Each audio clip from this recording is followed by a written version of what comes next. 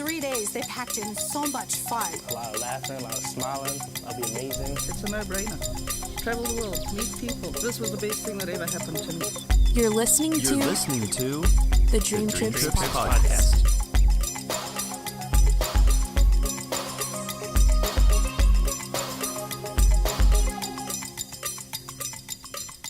And welcome once again to the DreamTrips Podcast. My name's Wayne McMullen, and I'm one of your hosts. And I want to take this opportunity right now to, first of all, say that we really do believe in keeping things fresh and lively and wonderful here at the podcast.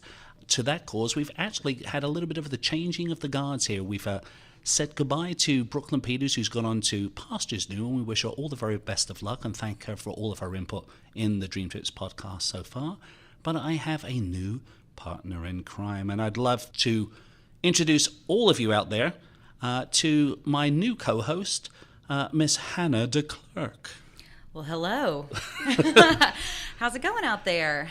Hannah, why don't you start off just by telling everybody a little bit about what it is that you do here at the company? Well, I tell people all the time that I am the person that lives under the stairs, considering the fact that I never leave here. But I'm kind of got my hand in a little bit of everything, so... Don't be shy. You do a lot of writing. You're an incredible editor. You've got a phenomenal voice for radio. Thank you. I was going to say an incredible face for radio, but I mean, that would be nice, wouldn't it? I mean, I don't know. Probably the face I'm making at you right now should probably be, you know, the gestures I'm making at you should probably be on the radio. She's being very mean to me right now. Really very mean to me right now. Totally but I'm really happy to have you on board, and welcome to the crew. Oh, thank you. To the crew. But let's continue with the episode. We've got some really cool things today. I'm really excited to have you on board. You're going to be hearing from Hannah an awful lot more during the course of the episode, and she's got a great segment called DreamTrips Local Update, where she'll be talking about that. And well, you know what? Let's do this. We're going to drop a few clues, right, during the course of this this episode as to exactly where we're going to be talking about in DreamTrips Local. Let's just go full blast into this. How does that sound? I mean, I think this will be a ripper of an episode. That clue, by the way. You're not supposed to give it. I was going to say that's what the kids are saying these days. I know. Well, you know what? No further ado, let's start off with our feature of the day. Today's feature. Well, today our feature focus is about a very special benefit of DreamTrips. It's actually all about the Indestination support, which was formerly known as the hosts. And today we have a very special guest here in the podcast studio. Her name's Noelle Owens, and she's the Indestination operations lead for DreamTrips. Welcome, Noelle. Thank you. So that's a big title. All of you guys over there in travel products have these incredibly long titles. What does an Indestination operations lead do to create joy for our members? Well, we are the department that really makes DreamTrips different from other trips, and we are the face of the company when people are on a dream trip. Now, I understand that before you actually had this long falutin title, that you were an Indestination support team member yourself. I was in destination support for about a year and a half. Wow. And it was great. It was amazing. So you must have made like a lot of friends from all of our members that were on those trips? Yes, yeah. Our members are amazing, and I was really lucky to get to spend a lot of time with them. Now, doing this position, you must have traveled an awful lot around the world. What would you say your favorite dream trip was that you actually went to? Oh, okay. So I have two.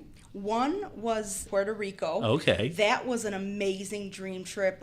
We had a lot of the local people there, a lot of the local team there that joined us on the trip, and it was over Thanksgiving. We had so much fun. And the second was Sun River, Oregon. There's biking and kayaking and cooking classes and skiing and everything. It was just amazing. Now, do you actually miss doing that side of it, or are you like really steeped and involved in this new position? Well, the good news is that because of the position that I have, I am able to go a few times a year and do dream trips. So that's good because I get to do a little bit of both. Now, correct me if I'm wrong here. Just about every dream trip that a member goes on, they do have in-destination support? Yes.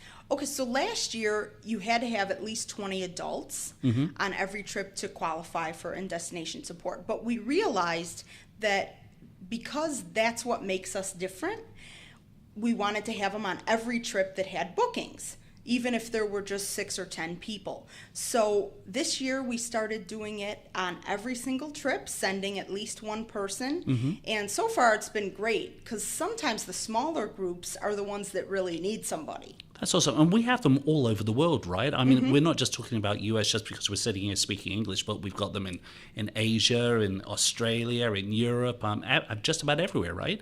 Yeah. Obviously, there's some countries that we haven't really tapped into yet, but we really have them pretty much all over the world. Now, is that a challenge to be able to get the right people on board to be in Destination support team members? I mean, especially if you're looking at a global operation like we have? It is very challenging because there's a lot of things to take into account. Number one, you have the licensing requirements and things like that for the country that they're in. But number two, you have to say, okay, well, who are the people on the dream trip that are going? Because sometimes you have a group and the group is 75% Hungarian. So even if they're going to Africa, you have to find that person who kind of knows that local market, knows dream trips and our culture and our membership and probably stuff the like language that. as well, right? And the language, yeah. So it can be challenging, and especially now that there's so many dream trips and we've doubled and tripled and everything. All the doubling and tripling and everything that we're going on. You know what? One thing I wanted to ask is, and I alluded to it earlier when I said formerly known as hosts. A lot of people still refer to the In-Destination support team member as a host. In fact, I just heard an IDS, as you guys call them in your department. I heard somebody just refer to themselves the other day as a host.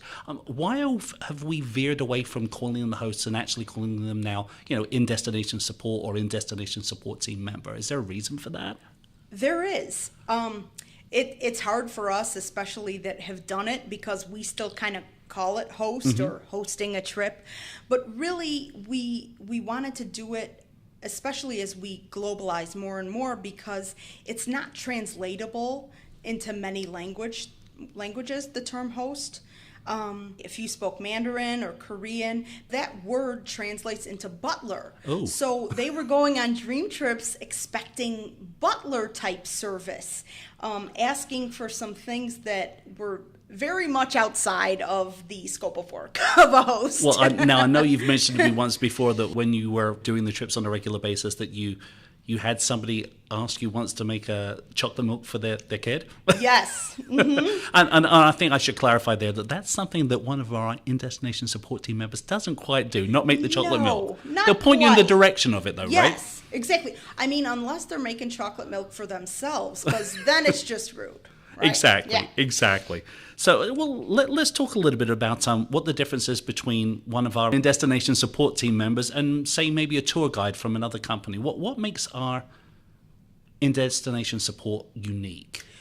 Well, as you know, dream trips are unique. So really, tour managers or tour directors for other agencies, their main job is to kind of move the trip along and make sure operationally that everything's going well and that people are on time, and kind of make sure that things are running like clockwork.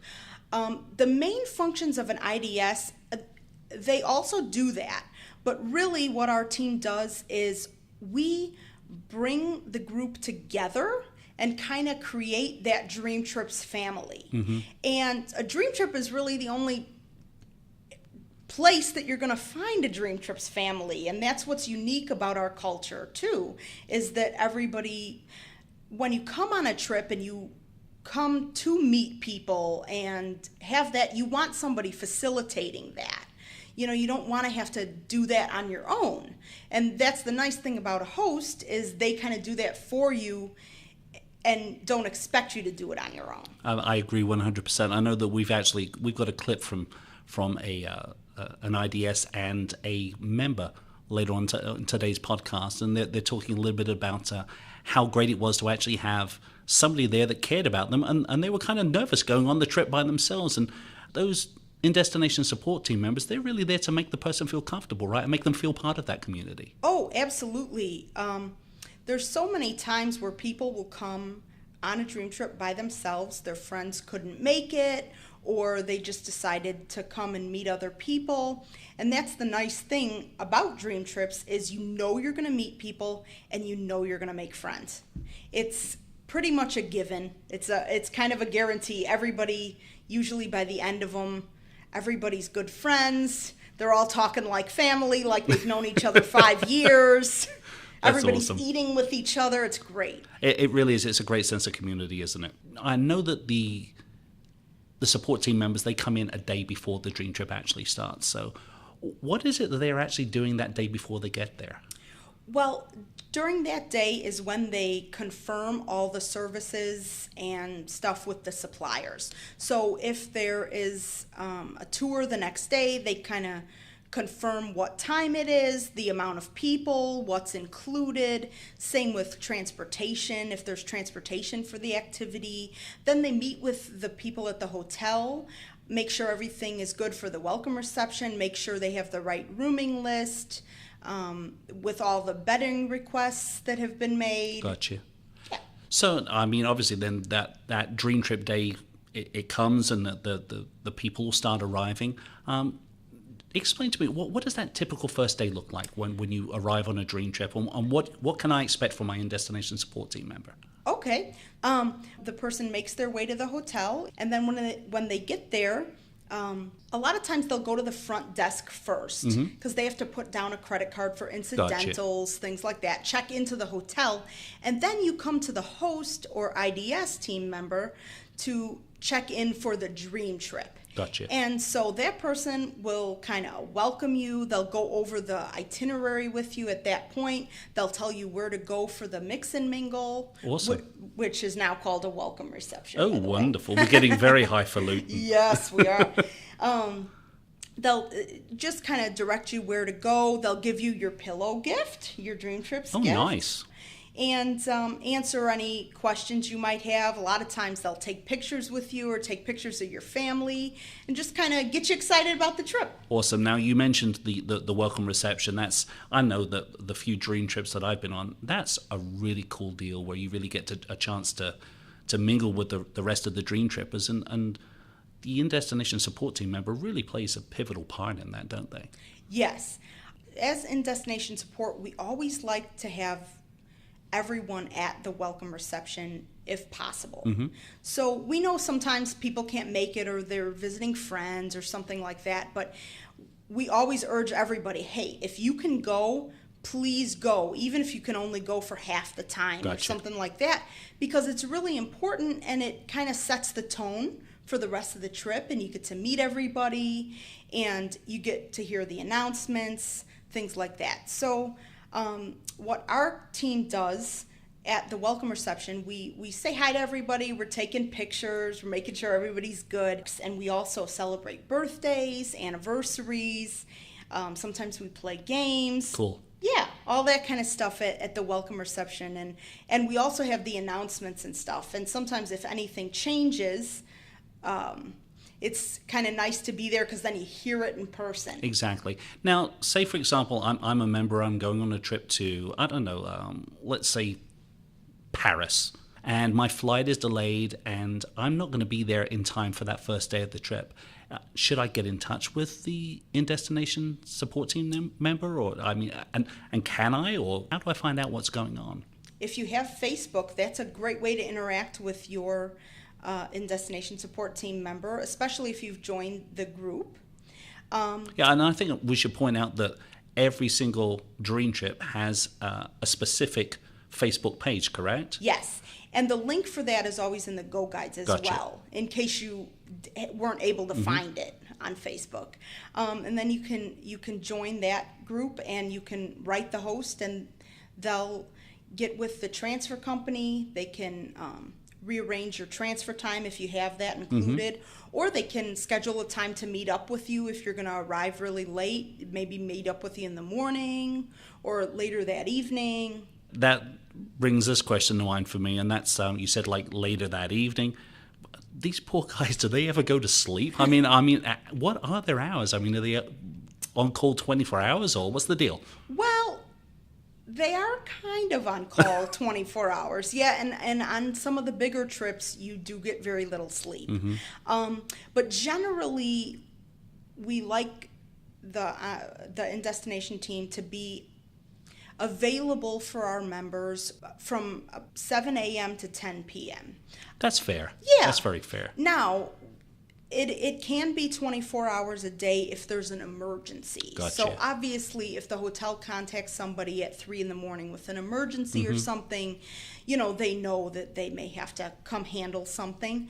But if it's a non-emergency thing, we ask that people wait till 7. And like you said, that Facebook page is a great way that if it's late at night and you just have a question about something the next day, rather than wake up your host at 2 o'clock in the morning, you can leave that little message on the Facebook page and say, hey, could you get back to me on this? And I'll be awake at 6 o'clock. You can call me after that.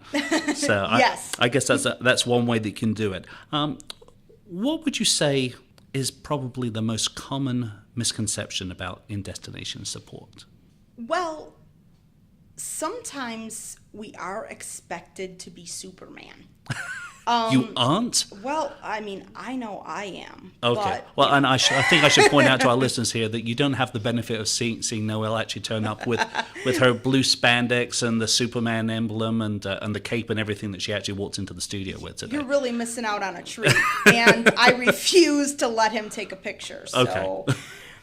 what sometimes is hard is we can't change everybody's room. When they Gotcha. get there, if they don't like their room, or if they wanted a certain bedding type or something like that, and it wasn't asked for when they booked or prior to the trip, at that time it's subject to availability by the time you Exactly. get there.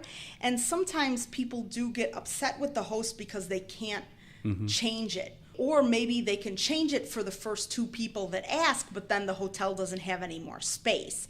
The team does do the best they can to try to get those things resolved, but sometimes it's just not possible because the hotel doesn't have the space, not because we don't want you to have it or Gotcha. we're not trying. It's got to be a real challenge. I mean, because really, when you look at it, a lot of the times you're sort of playing the middleman between our member and the hotel. And every hotel's got their own set of rules, right? Yes, yeah. Every hotel and every tour and excursion company as well. Exactly. And so sometimes, even though you're trying to make things uniform and trying to make the experience consistent across the board, certain other things are at play that kind of make it different. I hear you. Of all the dream trips I've been on, I've just been blown away by how they bend over backwards to really assist our members in making sure that they have a fantastic time. It's really one of the coolest things. I really love the whole idea of having Indestination support there. Yeah, I used to be like that too.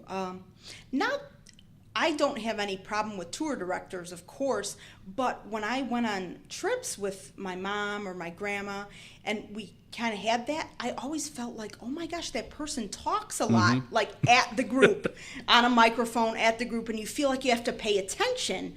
Where the host, it's a little bit more one-on-one. It's warmer. Yes, they're talking to you, making small talk with you, making conversation with you, as opposed to, we're not necessarily giving you the history of an area or anything like that. We kind of let the guides do stuff like that. Yep. And we do more of the community stuff. And that's so important. If you're going on a trip by yourself, you want somebody that's going to really make sure that you feel comfortable with the people you're with and that you get involved and really get the most out of your membership and get the most out of your dream trip. That's a definite. What would you say is the main thing that Indestination support usually have to remind our dream trippers about when they're with the group? Well, we do usually have to remind people to be on time. That's a big one. That's a big one. And sometimes we have to remind people of meeting points for things multiple times. That kind of is a big deal because what we've noticed is a lot of times people forget it right after they see it or hear it. Then they'll ask you again later or the next day, I know you told me, but I forgot. Where do we go and what time? Oh my gosh. And you know, a lot of the times, I mean, I've seen your team members actually go on and say that to people and then go straight on their phone and put it in the Facebook page right there and then so that people are reminded and say to them, and I've put it in the Facebook page. So, you know, that's going to be tough for them. I mean, because you've got, how many people, generally speaking, are on a dream trip? It kind of depends on the location. So you've been on so many dream trips, obviously, and you've hosted them. You've been in destination support on so many trips, and now you're actually, you know, coordinating all of those people. What advice would you give to a member, and this is their first dream trip? What advice would you give them? Well, first I would say make sure that you go to the welcome reception and make sure you do the activities that are included in your dream trip so that you get to meet everybody, so that you really get the feel for the experience. Feel the community. Yeah. There are some people that do go and kind of have their own agenda, which is totally fine. It's your trip. You have the freedom to do that. But you don't get the feel of dream trips as much if you don't participate. So really, that's what we like to tell people to do, because then you see the difference in a dream trip versus a different kind of trip that you would take with somebody else. Well, thank you so much, Noelle Owens, Indestination Operations Lead. Thank you so much for joining us today in the podcast studio, and thank you so much for sharing all of this great information with our members. Thanks so much for inviting me. I had a lot of fun. It was nice to talk to you. Today's feature. Thank you for giving me a fair go, Wayne, and letting me start off the next segment, if you will, or what do we call this? The time where people have to listen to my voice and... What? Sorry, yeah, what was that? I know, right? Boring. We call it the boring time between the interesting clips. It's where we get to jibber jabber. But fair go. Could that be possibly a second clue? Fair go. So I was thinking the other day when I was working on a dream trip about proper attire in certain cultures and if it is required to have some kind of dress code if you're a host. And then I was thinking if there was anything that you would ever, I guess, consider so horrible that you wouldn't take someone seriously if they wore it. I mean, if it's a Dream Trips host, I'm going to take them seriously no matter what they say because, you know, they're there to help us, right? But I tell you, if somebody turned up wearing a hat with a big wide brim with corks dangling from string from it, I think I might give them a second look and go, not too sure. Is that another clue as to what we're talking about in Dream Trips Local Update? I don't know. It could be, couldn't it? Maybe. You know what? It's time for Social Beat. The Social Beat. Hi, this is Jason from The Social Beat. We recently shared a video and it featured two really special people. One is actually a member, Patricia Benassi, and Gilbert Nerera, an Indestination support team member. This video achieved over 7,000 views, 107 comments, and 234 shares. We're actually going to play audio from that video right now. Having a host was incredible. He explained things so perfectly clearly, and he just made the whole trip so much fun. And traveling alone as a single woman around the world, it makes it very nice for me to know someone knows that where I'm at and where I'm going and when I don't show up back where I'm supposed to be. It made me feel very safe and cared for. Having a host on the Dream Trips is important because it separates any other vacation or any other experience as far as travel goes from any other thing in the world. To have a host on your trip means that you're going to have somebody to care about what's going on, every need that you might have that might slip through the cracks. We're here to fix it, we're here to make the vibe, we're here to maintain the vibe and keep it pumping, and which is awesome and it's a lot of fun to do. And now I'd like to actually take some time to share some comments from our members who shared how our Indestination support team helped create memorable experiences on their dream trips. Eunice Ivankov from Norway shared a big thank you to our host Geir for making my first dream trip such a memorable one. It was such an awesome, breathtaking experience. Even words can't describe how I felt. Thank you.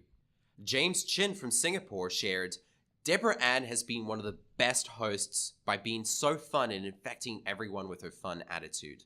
What's crazy is recording and singing happy birthday for my birthday. Thank you, Deborah. You are honestly the best and I'm honored to be your friend.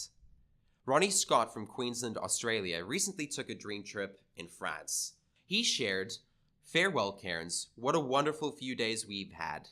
Awesome inclusions, wonderful company of fellow travelers, and an outstanding host, Sok Teng." Jamie Revis from South Carolina shared, "Yes, the hosts truly make a difference in these trips.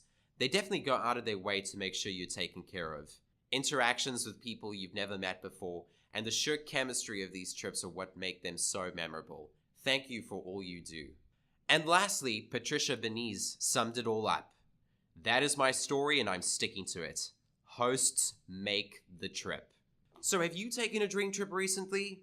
Has a Indestination support team member really helped create an exceptional experience for you? Share your experience for a chance to be featured on the DreamTrips podcast. We'd love to hear from you. The Social Beat. Thanks, Jason, once again for an incredible social beat. I always think Jason sounds great. You know, he's got such a very interesting voice. You know, I don't know if y'all know where he's from, and if you can guess where Jason's from, just hashtag where in the world is Jason from. We're not going to tell him, so he's just going to get to, you know, to see it himself. I'm really stoked to see exactly where we're going to get these answers, what type of answers we're going to get. I'm hoping someone says something like, I don't know, Nashville, Tennessee. Yeah, I don't see it. Swedish, maybe Israeli. Oh, I could totally see that. Yeah, no, I will tell you this because I'm being very vague about the clues, but he is not from any of those places. Our next guest on the podcast in Membership Spotlight, they're actually from over there in Europe. And so why don't we have a listen to what it is they got to talk about today? Sounds good to me. Member Spotlight.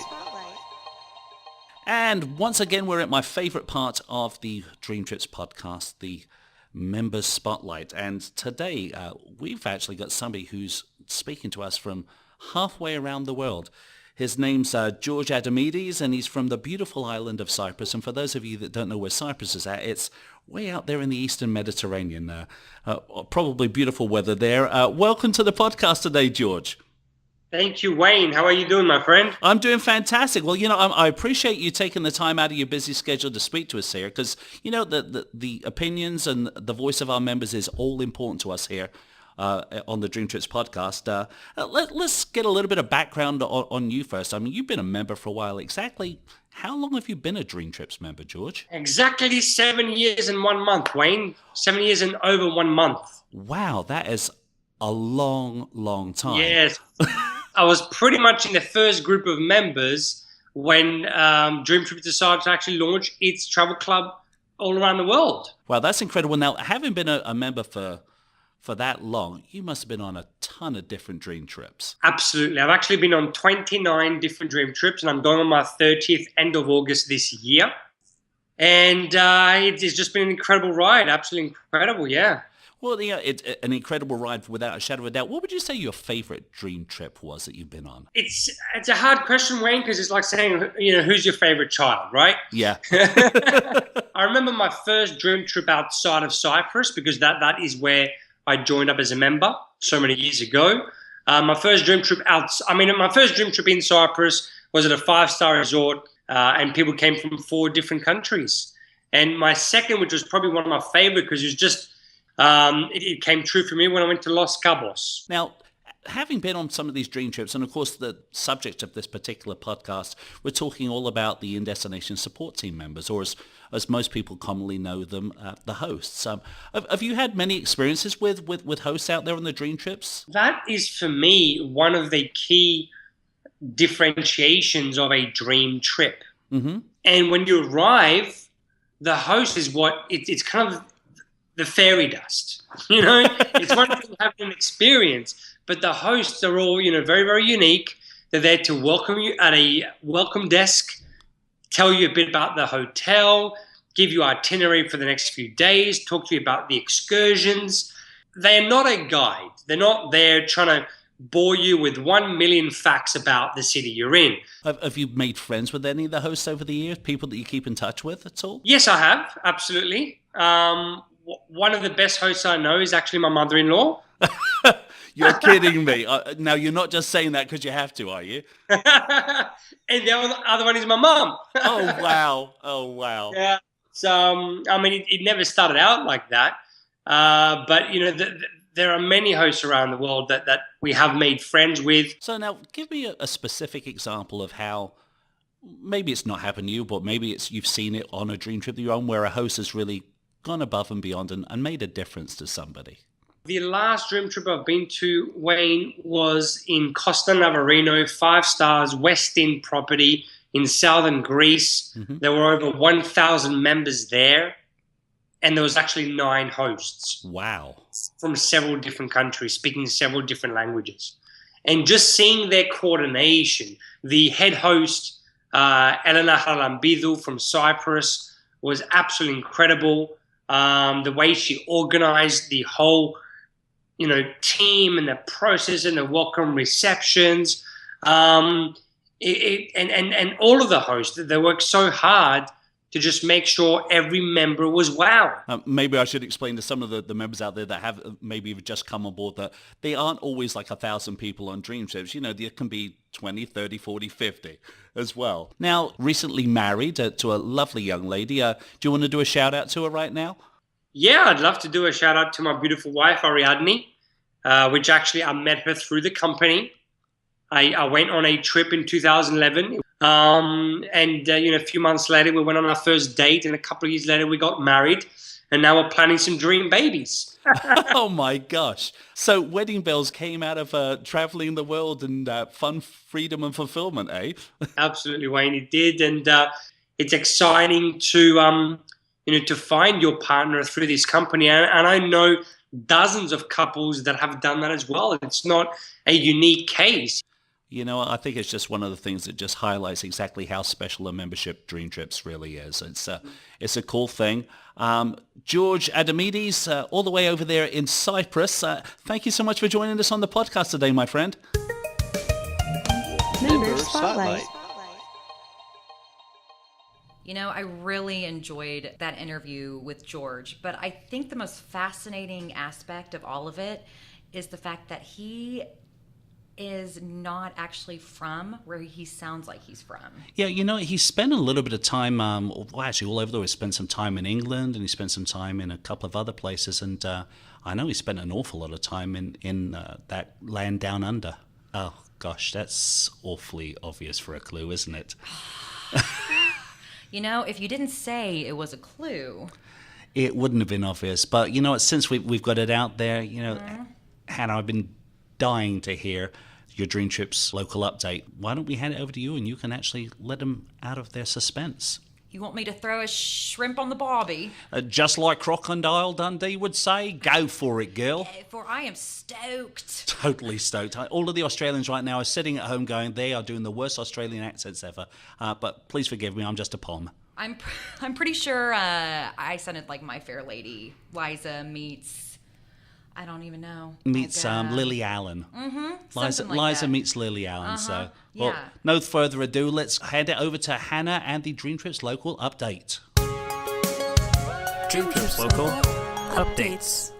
I am speaking with Pauline Wynn, who is the owner of Red Lantern, and it is one of many Dream Trips local merchants in Sydney, Australia. Hi, Pauline. Hi! All right. Thank you so much for being with us. We really appreciate it. You're most welcome. You're one of our preferred merchants for Dream Trips Local. I was reading over your profile, and it's very impressive. You have 6 awards and counting under your belt. There's definitely more than 6. It's the most awarded Vietnamese restaurant in the world. We do so much for, I guess, to live our mission. So the awards, wine awards, restaurant awards, book awards, speaking awards, business awards, but they're all leading back to the restaurant and how the restaurant allows us to live our mission as well as build our tribe. Absolutely. And tell me a little bit about that mission. I understand that your parents were Vietnamese refugees, and that's kind of where you learned how to cook. And well, my family and I are boat people. My father smuggled a bunch of us out. I was 4 years old at the time, and my brother Lewis was 3.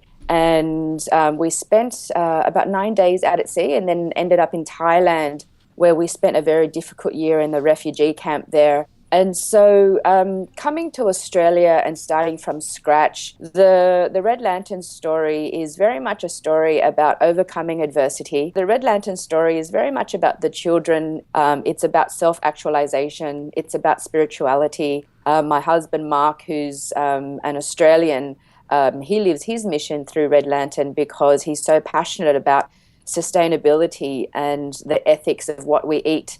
And then my brother Luke, who's one of the most syndicated chefs around the world, his mission is to spread the Vietnamese culture and the love of simple cooking. And he has a string of cooking shows and cookbooks and all throughout the world. And so through the Red Lantern restaurant, that is our personal mission.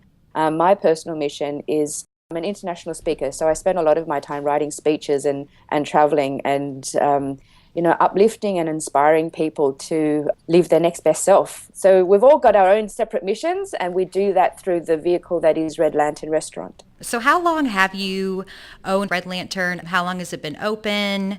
15 years, which is a huge feat in any business, especially in the fickle restaurant industry. I mean, it puts us in the top 4% of businesses around the world who have survived more than 10 years. Sydney is all about what's new, what's hip, what's happening. We're continually having to innovate and be current, which is what it should be, right? When something like DTL comes along that is so current and so innovative, it just makes sense that we're a part of it. It was this amazing new concept. And so I joined as a member right at the beginning. So when I was shown DTL, it makes absolute sense, not only for the member, but also for the restaurateur and also for the community. And then thinking of all the new technology that's going to come about with the new card and a beautiful culture as well.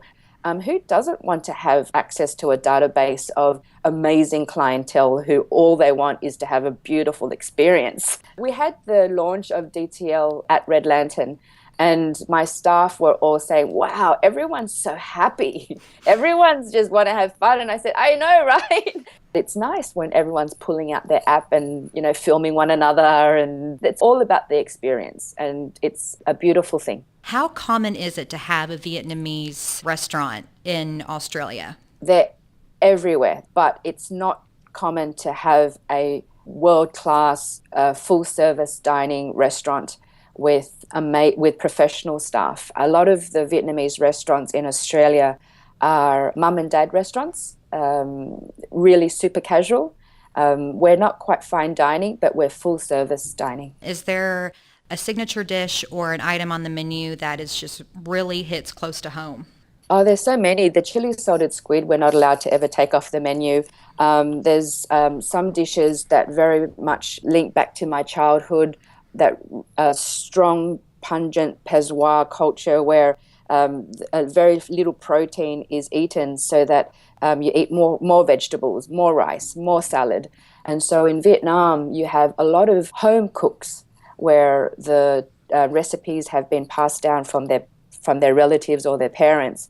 And very few of them are actually professionally trained. And so while the dishes may be very traditional, at Red Lantern, there's a point of difference because the dishes are traditional and authentic to our upbringing, but the chefs are professionally trained. So the execution is a whole new level. But there are some dishes where things like the chili salted squid, we can get good squid all year round. We've had that dish on the menu. It's the best dish in the world. We have the beautiful rice flour crepe with some great seafood inside, and we've laced the rice flour crepe with coconut and pandan, so it has a really beautiful aroma to it. One of our signature dishes, it's the wok toss black Angus beef. The flavor is incredible. I don't know if I mentioned this or not, but you also have a book. Is that correct? It's one of the best-selling cookbooks I think internationally. Is that correct? I wrote the book in 2007. I wrote it for my daughter. It was important. And again, this is the Red Lantern story. It was very important for me to leave an heirloom for my kids so that they can understand where we came from and what it took to get here. And no one was more surprised than myself when I won Debut Writer of the Year and the book became an international bestseller. And I've had so many opportunities and I've met so many wonderful, wonderful people from that experience. Now, are you going to be offering anything special for our DreamTrips members in the future? At the moment, every DreamTrip local member gets 20% of their bill to go on DreamTrips, and it's complimentary champagne on arrival and complimentary dessert. And we're almost finished a private dining room out the back, so stay tuned for some fantastic showcase experiences that are about to be created. We're having a lot of fun creating different experiences for the community. Well, it has been such an honor, and it's been wonderful speaking with you, and thank you again for taking the time just to sit down and share your story. You're most welcome. Thanks for having me. DreamTrips Local Updates. I got to tell you, Hannah, that was a phenomenal segment. I really feel like I got to know the psyche of one of our DreamTrips local restaurateurs. And lucky for me, she was one of the easiest interviews I have ever had. And there's so much more to her story that I didn't even have a chance to, share because there was just so much. But let's have a quick update since we actually did just speak about the DreamTrips local. I actually got this update at the end of July. And actually, have a guess. How many restaurants do you think that we actually have in the DreamTrips local program worldwide right now? I'd probably say around the 200 range. Yeah, actually, you're pretty good there. We're plus 200 right now. We're at 218, and one of the hottest areas right now is Sydney. Sydney with 12 live restaurants right now, and South Florida with 18, and of all places, Budapest, Hungary. How many do you think? I don't know, but I heard the other day it's Budapest. Like you Budapest? say it with the lisp. Okay, well, and then Budapest, Hungary. Budapest, Hungary's got they've got 18 restaurants right now. Okay, I do apologize for the really bad accent. I mean, I don't even know what kind of cuisine they eat over there. I have no idea, but I'm dying to get over there and try it. And all of you members out there, you should definitely check out the DTL restaurants that are either in your area or if you're going on a dream trip, check and see if there's anything that's going on in that actual dream trip and get it done. Does that sound right?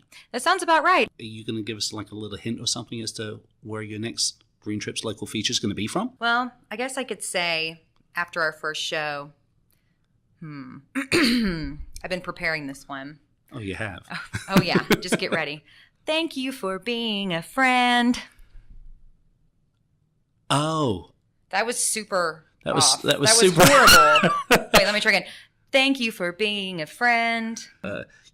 Maybe a musical clue would not be such a great idea next time. But if you have got a general idea as to where lovely Miss Hannah is actually going to be talking about on her next DreamTrips local update, how can they have a guess at that, Hannah? Yeah, so get on any of our social media pages. Just take a guess and hashtag, Hannah tryout for American Idol. Well, more seriously, probably travel your city. Would no. probably be the best hashtag, don't you think? That would definitely be the best hashtag. Okay, and obviously put in the body of your post, that you're trying to guess where Hannah is going to be next. Where in the world is Hannah de Klerk going next? Ew, exactly. Well, that takes us to the end of another podcast, Hannah.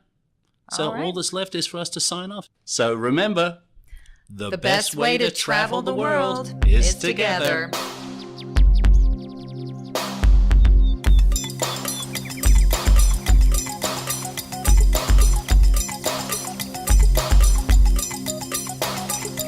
The DreamTrips Podcast. The proceeding was a discussion about the benefits of the World Ventures DreamTrips membership and is meant for entertainment purposes only. Offers and benefits will vary by market and location. Members should refer to the DreamTrips.com website for terms and conditions of membership in their market and location.